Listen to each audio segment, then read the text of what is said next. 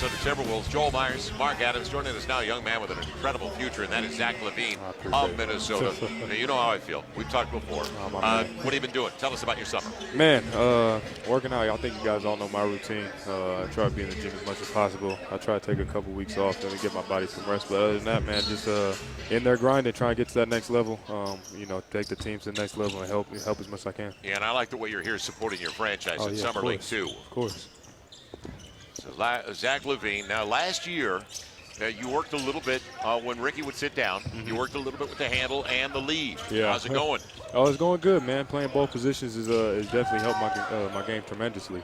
And playing the one spot definitely helped me transition to the two, knowing what he wants and stuff like that. But then always having my ball handling ability for the one. Yeah, so, you got the range. I know that. So, Zach, your dad played in the NFL. Yep. Your mother was a great softball player. Yeah. So what was it like being around such two competitive parents all the time? Man, you have no idea what kind of animal my dad was when he was younger. He's about 6'5", 300 now, but back in his day, 260, just brick house. So, it wasn't a great time growing up for me all the time. What do you remember about his playing career? I actually didn't get to see him. He played in the 80s, played in the UCLA, played with the Seahawks. He got drafted in baseball, there's actually, too. There's got to be film. They're not videos. There's film, man. He was fast. I think that's where I get my speed from. He always he tests me. He said he ran like a 4.4, and I think I'm around 4.4, 4.5, something like that. So he always says he's faster than me. So now your dad had you go out in the backyard and emulate three-point shots of NBA guys. Yeah. So was there a favorite player or a favorite stroke that you developed from that experience? My favorite player all time is going to be Kobe. I just loved his mentality, his work ethic, his killer instinct, the way he approached the game, and, everything was just so fundamental and sound. But, I try to take a lot of people from a lot of different games. That was the main guy I looked at, though. How did Ben Howland help you prepare for your professional career? Oh, man, Ben Howland's my guy. I still talk to him to this day. Great coach. Yeah, great. I never got to, play under him, but he definitely gave me a lot of wisdom. He helped me out when I was in high school. Just being tough and teaching me how to, just relate to coaching, because he was a hard coach. Right. Before I even, got to play with him, didn't get to, but he just taught me the mentality to go in there and just always have that winning mentality. How did you meet him? Was it just through the recruiting process at the time? Yeah, just through the recruiting process, and he was automatically my favorite guy, just the way he came at me and approached me and my family. Such a good, humble person, and of course UCLA. I took that one visit, and it was the best campus in the world. Yeah, it is an awful place. Just right across the gates of Bel Air. The digs horrible, are awful man. in Westwood. Zach LaVine with us on the matchup today in Cox Pavilion. Tell us about the makeup. First of all, I was just with Vince Carter for a week in Orlando, and he's 18 years in the league, and you're a puppy. You're getting ready for your third year. But as a slam dunk champ, first your hops, where do they come from? And he said, it's not getting up anymore. It's the landing, that hurts the most. I can understand that. Man, I just worked on it. I try to work on every part of my game. I know the dunking and the flashes, all the highlights and all the fans see that, but you just got to work on it. When I was younger, I just tried to dunk a lot, just develop my legs. But I work on every facet of my game. So dunking might just be the flashiest. No, and have you spent time talking to your new head coach? Because Tibbs is here. Yeah. Just saw your GM, Scott Layden's here as well. You spent a lot of time talking about down the road? Yeah, I've been talking to him on the phone a lot. I just saw him again today, and I think we're going to go get right into the gym right after this. You know me, I'm trying to always try to work. I know he's always in the gym, so I feel like it's going to be a match made in heaven. So what will you be doing now? So what's your focal point now as far as improvement to get ready for next season? The main thing is, my dad always told me, the most conditioned players, always the best. I try to get into the best condition I can before training camp. I know Tibbs, his philosophy of defense, and definitely trying to get better at defense as well. But, just becoming more consistent. That's the biggest thing. We're all such good NBA players. It's just the main thing that separates the greats from everybody is the consistency.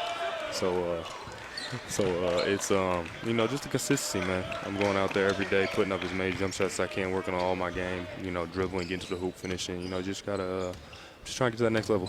So what's your typical routine now during this time of the year? You talk about getting up a lot of shots. Yeah. Is there a specific number of shots? How do you manage your time and productivity? What I usually do, I go in there, I always try to get my touch shots up first. The main thing, I feel like the best thing with me in my game is, getting to the hoop and being able to spread the floor with my jump shot. So always keeping that touch. Then sometimes I move on to doing a lot of different finishes around the room since I go to the hoop a lot, trying to get the touch around the hoop. And then it's just different workouts. I can do a lot of spot shots. I can do off the move. I can do isolation, do pick and rolls. And then there's just the workout days where I'm doing a lot of running transition. So just to try to get your body in shape. Summer League, as you watch this, who stood out to you?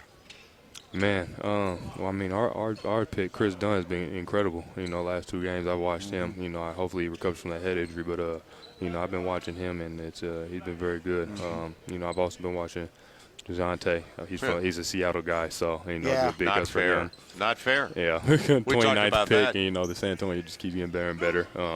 You know, I used to Kyle coach at Anderson. Washington State. Oh, for real? Oh, yeah. Oh, yeah. So be careful. Oh, man, I'm sorry. Yeah, I'm sorry. Zach LaVine with us. And as soon as Zach sat down, I said, what's the story with San Antonio?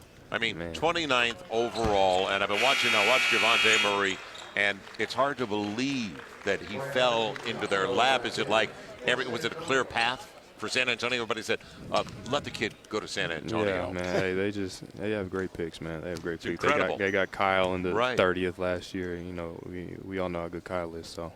Yeah, and Kyle has been playing. He played in Salt Lake City, played a couple of games here. Hooping. Yeah, give him credit. Yeah. And another guy out of UCLA, but DeJounte Murray, now you know him as a Seattle guy. Talk about his game. You've played with him. You've seen him. Yeah, I played against him in high school a lot. When I was a senior, he was a sophomore. And when I was a senior, I was number 1 player in the class, number 1 player in the state.